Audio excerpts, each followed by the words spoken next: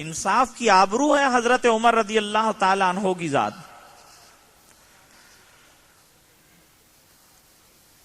چلو کہا ان کے دربار میں کوئی بات نہیں ہے، لے گئے.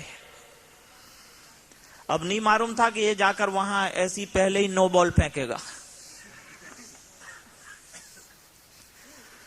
ہمارے ایک دوست ہیں، وہ کبھی بولنے میں جو ہے مبالغہ بہت زیادہ کرتے ہیں، تو دوسرے دو چار دوست جو ساتھ بیٹھے ہوتے ہیں وہ ان کو کریکٹ کرنے کے لیے پیچھے سے اعلان کرتے ہیں کہ نو بال، تو وہ کہتے ہیں ہاں بھائی میری غلطی ہو گئی.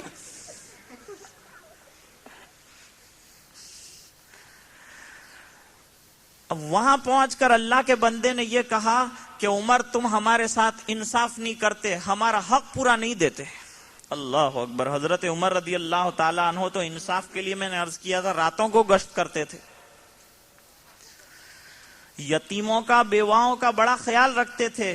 اور کوشش میں رہتے تھے کہ کسی کا حق مجھ سے ضائع نہ ہو جائے اور حق تلفی نہ ہو، پورا حق ہر ایک کو دے سکوں، انصاف کر سکوں، رعایا کا پورا خیال رکھ سکوں، اس کا خیال رکھتے تھے حضرت عمر رضی اللہ تعالیٰ عنہ. تو جب یہ جملہ کہا، تو جب حق کے خلاف کہا اور بغیر کسی دلیل کے کہا تو یقیناً غصہ آنا چاہیے. حضرت عمر رضی اللہ تعالیٰ عنہ نے نکالا اپنا عصا تاکہ اس کی عزت افزائی کرے، اور بالکل سر پہ پہنچ گئے تھے کہ وہ حر ابن قیس رضی اللہ تعالیٰ عنہ حاضر باش تھے نا، جانتے تھے. تو انہوں نے فوری طور پر قرآن پاک کی یہ آیت پڑھی، خذ العفو وامر بالعرف واعرض عن الجاہلین.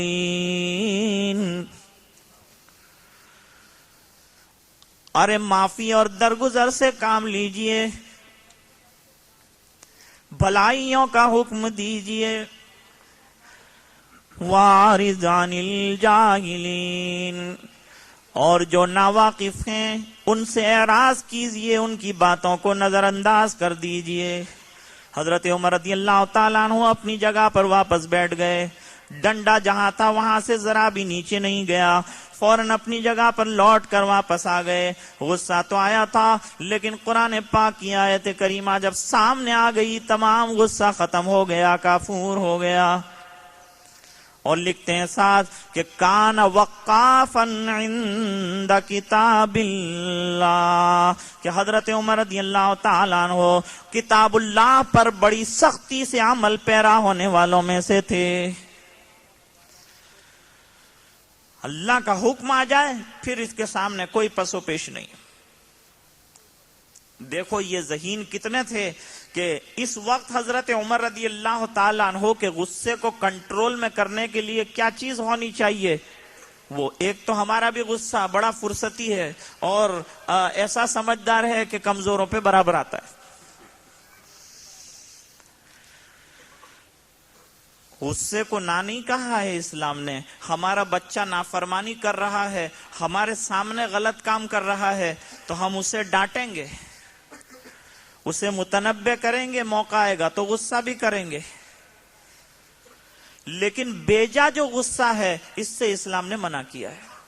جو اپنے نفس کے لیے آ رہا ہو اس سے منع کیا ہے کہ بھئی اس سے رکو، یہ انسان کو تباہی میں لے جا کر ڈالتا ہے. اس لیے ایک صاحب ہمیشہ غصے میں رہتے تھے، ان کا جو ہے ٹیمپر ہمیشہ ہائی رہتا تھا. اس بنا پر ان سے جب انہوں نے کہا حضور کچھ نصیحت فرمائیے مجھے، آپ نے فرمائی ایاک والغضب، غصے سے بچا کرو. انہوں نے کہا اور دوسری نصیحت فرمائیے، تو دوسری مرتبہ آپ نے فرمائی ایاک والغضب، غصے سے بچا کرو. تیسری مرتبہ انہوں نے پھر درخواست کی تو آپ نے تیسری مرتبہ بھی یہ کہا کہ غصے سے بچا کرو. روایتوں میں فرمایا کہ رمضان میں کوئی لڑنے کے لیے آمادہ ہو جائے ہمارے ساتھ تو آپ اس سے یوں کہہ دیں کہ بھئی میں لڑنا نہیں چاہتا، میں روزہ دار ہوں. یہ بتانا نہیں چاہتے ہم کہ ہم نے روزہ رکھا ہے، تو یہ اس کا گویا کہ اظہار نہیں ہے کہ ہم بھئی روزہ رکھ رہے ہیں اور کوئی بڑا کام کر رہے ہیں، بلکہ یہ کہ روزے کے عالم میں ہمیں غصے کو کنٹرول میں رکھنے کے لیے کہا ہے، لہٰذا تو بھی مجھے معاف کر، میں بھی تجھے معاف کرتا ہوں. اور اتفاق سے رمضان ہی میں کچھ غصہ زیادہ آتا ہے، دوپہر کے بعد زیادہ کسی کو چھیڑ نہیں سکتے. وہ تو ٹھیک ہے کہ یہاں ویسے بھی دن چھوٹا ہے، ورنہ ہمارے یہاں گرمیوں کا زمانہ، اور جو ہے دوپہر کو ایک مؤذن صاحب کا صرف دروازہ کھٹکھٹایا تھا ایک صاحب نے، تو وہ اندر سے نکلے اور 3-4 بڑے ڈنڈے اس دروازہ کھٹکھٹانے والے کو رسید کیے، اور یوں کہا کہ مارو مجک بہو گرم چھے، رمضان میں من جرا بھی چھیڑوانو نہیں۔ تو یہ بھی ہوتا ہے۔ تو یہاں روزے کا اظہار مقصود نہیں ہے، بلکہ اپنے دل کو بھی سمجھانا ہے کہ تو اپنے روزے کو ابھی بولے گا، غصے میں آدمی کنٹرول سے باہر ہو کر بولتا ہے اور اپنے آپے سے باہر ہو جاتا ہے، اس وجہ سے ہو سکتا ہے کہ حد سے آگے بڑھ کر کوئی جملے استعمال کرے جو اس کے روزے پر اثر انداز ہو کر اس کے روزے کو خراب کرے۔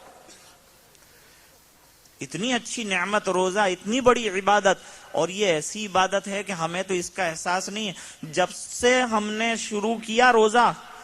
طلوع صبح صادق سے لے کر غروب آفتاب تک ہم جو ہیں عبادت کے اندر ہیں۔ یہ ایک ایسی عبادت کہ نماز میں تو ہم نماز پڑھیں وہاں تک عبادت، اور تلاوت کر رہے ہیں وہاں تک تلاوت یہ عبادت ہے، حج کے ارکان ادا کر رہے ہیں وہاں تک آپ عبادت میں ہیں، لیکن یہاں آپ نے جیسے ہی روزہ بند کیا، جب تک آپ روزہ کھولیں گے نہیں وہاں تک عبادت ہی عبادت چل رہی ہے۔ خیر تو بات لمبی ہو گئی، اور عرض یہ کرنا چاہتا تھا کہ دیکھیے حضرت عبداللہ ابن عباس رضی اللہ تعالیٰ عنہ ہیں تو کم سن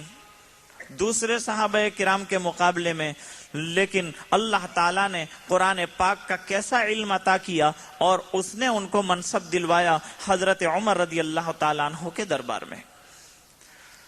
اور یہ بات تو ضمنی تھی، اور اصل میں تو بات یہ چل رہی تھی کہ اسلام در حقیقت نام ہے اپنے آپ کو اللہ کے احکام کے حوالے کرنے کا۔ اب اس کو ایک مثال سے سمجھو، یہ جو فٹ بال اور سوکر والے ہیں وہ بیچ کے اندر گیند رکھتے ہیں، بال بیچ میں رکھ دی، اب بال میں یہ سمجھ نہیں کہ خود چلنا شروع کر دے، جس طرف لات ماری جائے گی ادھر وہ جائے گی، جس ڈائریکشن میں کیک ماری جائے گی اسی ڈائریکشن کے اندر وہ جاتی ہے۔ سامنے والا جو ہے اس کو کیک مارے گا کہ رائٹ کی طرف جائے تو رائٹ میں جائے گی، لیفٹ کی طرف مارے گا کیک تو لیفٹ کی طرف جائے گی۔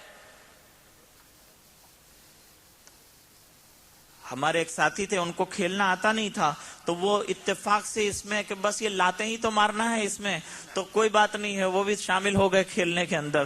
اور کھیلتے کھیلتے انہوں نے دیکھا کہ دونوں طرف گول نہیں ہوتا، نہ ادھر ہوتا ہے نہ ادھر ہوتا ہے، تو انہوں نے گیند لے جا کر اپنی سائیڈ کا جو گول پوسٹ تھا اس میں ڈال دی۔